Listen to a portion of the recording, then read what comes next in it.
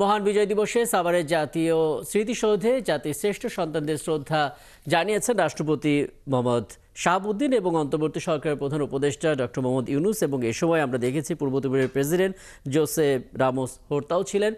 এরপর সর্বস্তরের মানুষের জন্য উন্মুক্ত করে দেওয়া হয়েছে এবং সেই খবরটা জানবো। আমাদের সঙ্গে যুক্ত হচ্ছে সহকর্মী পার্থ সঞ্জয়। পার্থ, অনেকটাই সময় গড়িয়েছে, বিজয় দিবসের শুভেচ্ছা আপনাকে একটু জানাবেন। সাধারণ মানুষের উপস্থিতি নিশ্চয়ই অনেক আগে থেকে এখানে আছে এবং তাদের জন্য আসলে মূল ফটকটা খুলে দেওয়া হয়েছে কিনা, কিভাবে আসলে এই বিজয়ের এই ক্ষণ থেকে তারা কথা বলছেন, তাদের অনুভূতি ব্যক্ত করেছেন, পরিবেশটা একটু দেখাবেন আমাদেরকে পার্থ। ধন্যবাদ রাকিব, আপনাকে বিজয়ের ৫৪তম দিবসের শুভেচ্ছা। আমরা রয়েছি জাতীয় স্মৃতিসৌধে সাভারে এবং আপনি যেমনটি বলছিলেন প্রধান উপদেষ্টা তিনি শ্রদ্ধা জানিয়েছেন, রাষ্ট্রপতি শ্রদ্ধা জানিয়েছেন, তারপর উপদেষ্টা সহ নানা সরকারি বেসরকারি যারা ভিআইপি পদমর্যাদা তারা শ্রদ্ধা জানিয়েছেন। আপনি যেমনটি বলছিলেন তারা শ্রদ্ধা জানিয়ে ঠিক ৭:১৫ দিকে তারা এই সৌধ বা স্মৃতির মিনার তারা ত্যাগ করেছেন এবং তারপরে সাধারণ মানুষের ভিড় এবং সাধারণ মানুষের যে মিছিল, সেই মিছিলে যারা যুক্ত হয়েছেন, আমাদের সঙ্গে আছেন জাহাঙ্গীরনগর বিশ্ববিদ্যালয়ের দুজন শিক্ষার্থী, তারা মাত্রই ফুল দিয়ে এসেছেন। আমরা যদি আপনাদের সঙ্গে একটু যুক্ত হই, আপনারা মাত্রই ফুল দিলেন, ফুলের শ্রদ্ধা জানিয়েছেন। বাংলাদেশ পরবর্তী আমাদের বিজয় দিবসের একটা উদযাপন আমরা করছি এবং আমরা বিরোধী ছাত্র আন্দোলন জাহাঙ্গীরনগর থেকে এসেছি।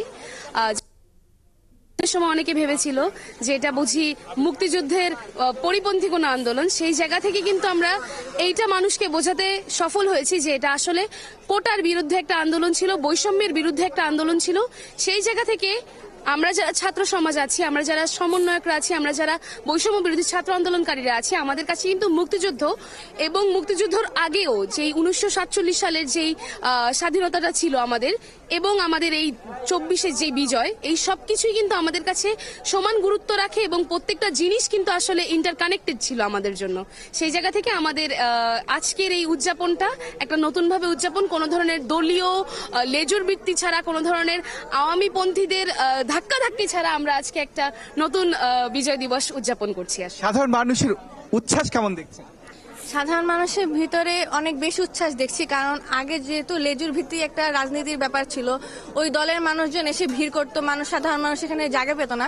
এখন সাধারণ মানুষ সবাই এই বিজয় দিবসটাকে বিজয় উল্লাসে মেতে নিয়ে উদযাপন করছে। মুক্তিযুদ্ধের যে চেতনার কথা বলা হয়, সেই চেতনাকে একটু কোণঠাসা? মোটেও না।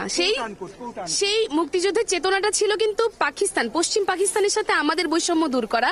আমাদের এখনের এই চেতনা ছিল কিন্তু একটা ফ্যাসিস্ট কাঠামোকে সরাই দিয়ে তাদের যেই বৈষম্যর একটা সাম্রাজ্য তৈরি হয়েছিল সেই বৈষম্যকে সরাই দেওয়া। তো আমরা মনে করি এইটার একটা ব্রেন চাইল্ডের মতো বলা যায়। সেই জায়গা থেকে আমরা কি মনে করেন যে ৭১ যারা পরাজিত হয়েছিল তারা আবার পুনর্বাসিত কোনো সুযোগ আছে বা তাদের কোনো দাপট আমরা দেখতে পাচ্ছি?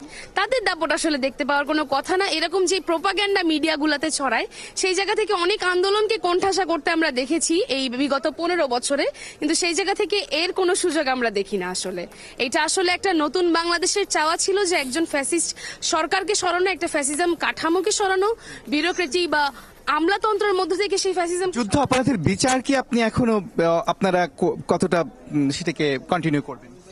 আমাদের যেটা ২৪-এর বিচার, সেই ২৪-এর বিচারও চলছে, পুরানো যেই বিচারগুলো আমরা পাইনি সেগুলোও চলছে এবং তার মধ্যে অবশ্যই যুদ্ধ অপরাধের যেই বিচারটা ছিল, যেটা কিন্তু অনেকটা ওই কাঠামো দ্বারাই কি বলে পুনর্বাসিত হচ্ছিল এবং তারা তাদের মতো করে সরাচ্ছিল। সেই জায়গা থেকে আমরা এখন একটা ন্যায় বিচারের জায়গায় একটা ফেয়ার গ্রাউন্ড পাবো বলে আমরা মনে করি।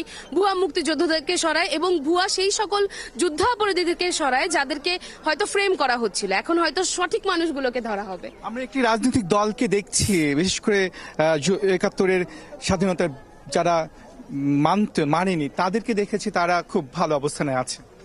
এখন আসলে তাদের অবস্থানটা বাক স্বাধীনতার দিক থেকে এসেছে।